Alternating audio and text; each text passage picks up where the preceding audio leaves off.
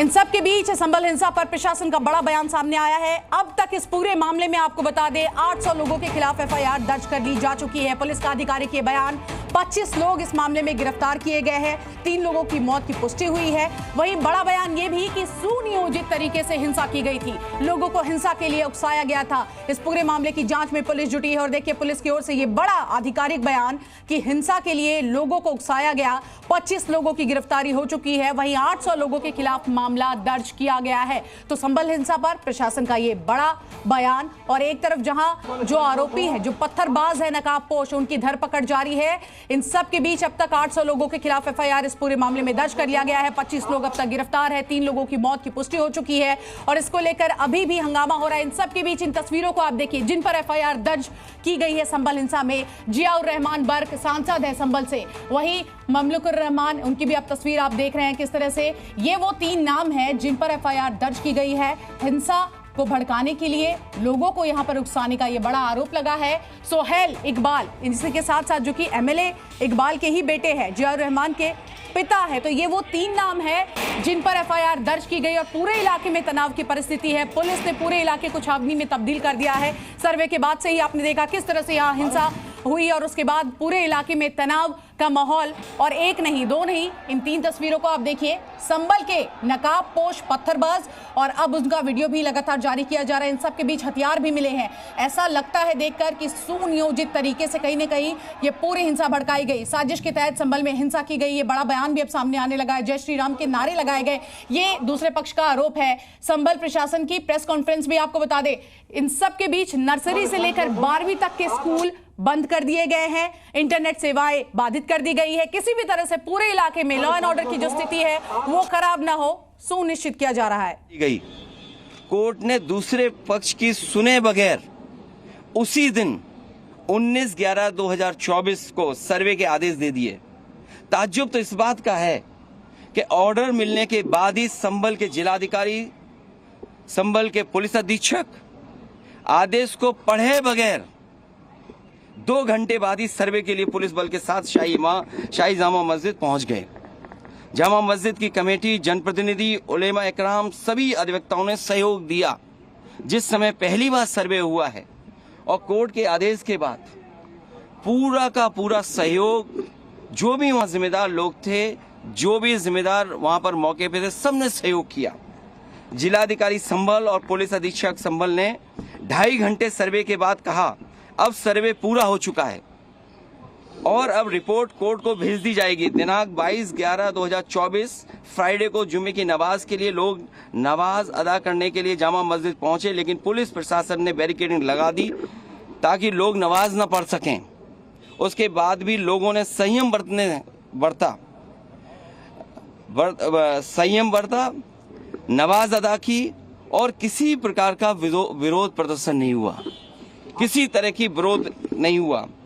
29 तारीख को कोर्ट की अगली तारीख तय थी। शाही जामा मस्जिद की कमेटी और मुस्लिम समाज के सभी लोग कोर्ट के केस की पैरवी के लिए तैयारी कर रहे थे, परंतु दिनांक 23 तारीख को रात पुलिस प्रशासन द्वारा कहा गया कि 24 तारीख को यानी अगले दिन सुबह को दोबारा सर्वे किया जाएगा। आखिरकार पहले एक बार सर्वे हो गया। ये आदेश पुलिस प्रशासन को किसने दिया कि दोबारा सर्वे आपका होगा, जब पहले सर्वे में सब लोगों ने सहयोग मदद की, पूरा सर्वे हुआ, किसी को आपत्ति नहीं थी सर्वे पर, लेकिन जानबूझ करके आगे शाही जामा मस्जिद की कमेटी और अधिवक्ता ने कहा कि एक सर्वे तो मुकम्मल हो चुका है, अब दूसरे सर्वे की क्या आवश्यकता है। कोर्ट के आदेश का हमने पालन कर दिया, अगर दूसरा सर्वे करना है तो दोबारा आदेश करवाएं, कोर्ट के आदेश के बाद हम दोबारा सर्वे करा देंगे। लेकिन जिलाधिकारी संभल और पुलिस अधीक्षक संभल ने कोई सुनवाई नहीं की और तानाशाही दिखाते हुए और सुबह के वक्त से पहले शाही जामा मस्जिद आ गए। शाही जामा मस्जिद कमेटी और मुस्लिम समाज के लोगों ने फिर भी धैर्य रखा और दोबारा सर्वे के लिए अंदर ले गए। सर्वे के दौरान करीब 1.5 घंटा बाद जब जनता को सूचना मिली तो वो इकट्ठा होना शुरू हो गए। लोगों ने सर्वे का कारण जानना चाहा तो सर्कल ऑफिसर ने उनके साथ गाली गलौज की और लाठीचार्ज करवा दिया, बुरी तरह से जख्मी कर दिया। इसका विरोध करते हुए चंद लोगों ने पत्थर चलाए, जिसके बदले में पुलिस सिपाही से लेकर अधिकारी तक ने अपने सरकारी और प्राइवेट हथियारों से गोलियां चलाई, जिसकी वीडियो रिकॉर्डिंग है, जिसके एवज में दर्जन लोग गोलियों से घायल हो गए। 5 मासूमों जो कि अपने घर से सामान लेने के लिए निकले थे, उनकी मृत्यु हो गई। संभल का माहौल बिगाड़ने में याचिका दायर करने वाले लोगों के साथ पुलिस और प्रशासन के लोग जिम्मेदार हैं। इनको निलंबित किया जाना चाहिए और हत्या का मुकदमा चलाया जाना चाहिए, जिससे कि लोगों को इंसाफ मिल सके और आने वाले समय में कोई इस प्रकार की संविधान के खिलाफ गैर कानूनी घटना को अंजाम न दे जा सके। और बीजेपी के लोग ये कह रहे हैं कि संभल को बांग्लादेश बनाना चाह रहे हैं। देखिए, अगर आप बीजेपी की बात मानोगे तो गड्ढे में गिरोगे, जाके बीजेपी की बात मानोगे तो खाई में गिरोगे। बीजेपी वालों से पूछिए, क्या चुनाव कराया था आपने उत्तर प्रदेश में? कोई ऐसा मुसलमान भाई नहीं था जिसको इन्होंने रोका ना हो। लाठी से, बंदूकों से गाली गलौज की इन्होंने। हम लोग लगातार कहते रहे और फिर बीजेपी के पास जवाब किया। जब चुनाव आयोग को शिकायत की गई तो चुनाव आयोग ने खाना पूर्ति कर करके कुछ अधिकारियों के खिलाफ कार्रवाई की। क्या ये बता सकते हैं क्यों कार्रवाई हुई थी उनके ऊपर? क्या वोट रोकने का अधिकार था? क्योंकि वोट लूटने पे चर्चा न हो। ये लोग लूटने वाले लोग हैं, इनके लिए लोग कोई मायने नहीं रखते, लोग मायने नहीं रखते। इन्होंने तंत्र से समर्थन लिया और तंत्र से ही अन्याय कर रहे हैं। उनका सीधा साधा फार्मूला है, पहले वो अन्याय करते हैं। अगर आप अन्याय का विरोध करोगे तो आप उन्हीं के अधिकारी आपके खिलाफ तमाम मुकदमे दर्ज करा देंगे।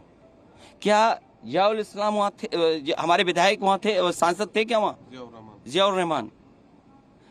कोई बता दे, वो बेंगलोर में थे, वो अपने कार्यक्रमों में थे, संभल में नहीं थे। और ये तो उत्तर प्रदेश के बारे में आपको नहीं पता। आप में से सब उत्तर प्रदेश के लोग हैं। अगर प्रेस के लोग भी सच दिखा दें तो उन पे भी कार्रवाई हो जाती है। और मैंने अपनी प्रेस कॉन्फ्रेंस में कहा था कि बीजेपी के नेता ने कपड़े उतार करके प्रेस को मारा था, पूरे कपड़े उतार दिए थे। क्या कार्रवाई हुई बताइए आप? क्या प्रेस के लोग सुरक्षित हैं यूपी में? और अपना चुनाव जो लूटा है उसको छिपाने के लिए इन्होंने, सरकार ने जानबूझ करके किया है। कुछ लोग तो ये कहते हैं कि साबरमती फिल्म देख करके उन्हें लगा कि उन्हें भी बड़ा नेता बनना है, इसलिए ये सब कुछ कराया गया है।